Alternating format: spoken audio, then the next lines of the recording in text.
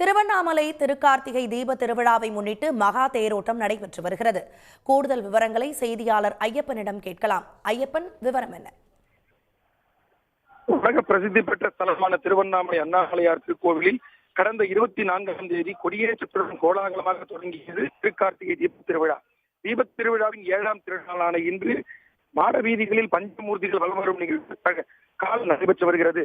இந்த நிலையில் விநாயகர், முருகர், அண்ணாமலையார், உண்ணாமலையம்மன், பராசக்தியம்மன், சண்டிகேஸ்வரருக்கு இன்று அதிகாலை சிறப்பு அபிஷேக ஆராதனைகள் செய்யப்பட்டு மாட வீதியில் அவரவர்களுக்கான தனித்தனி வாகனங்களில், அதாவது திருத்தேர்களில் எழுந்தவை பக்தர்களுக்கு காட்சியளித்து வருகின்றனர்.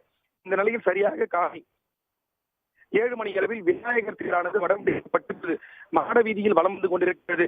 திருவண்ணாமலை மாவட்ட ஆட்சியர் கற்பகராஜ் உள்ளிட்ட முக்கிய பிரமுகர்கள் விநாயகர் தேர்னை தற்பொழுது பக்தர்கள் உள்ளிட்டோர் அண்ணாமலை கருவோகரா, உண்ணாமலை அம்மனுக்கு கருவோகரா என பக்தி முழக்கமிட்டு மாட வீதியில் வலம் வரும் காட்சியை காண முடிகிறது.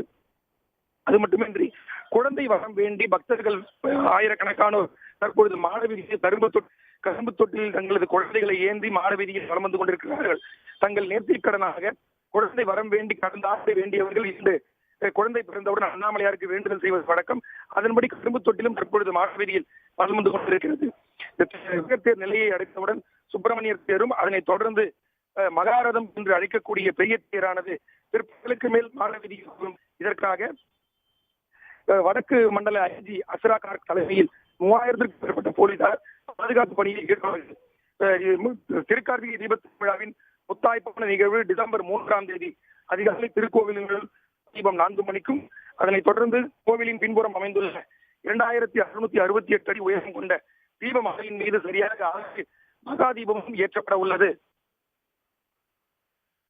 விவரங்களுக்கு நன்றி ஐயப்பன். உடனுக்குடன் செய்திகளை தெரிந்து கொள்ள சன் நியூஸ் பெல் ஐகானை கிளிக் பண்ணுங்க.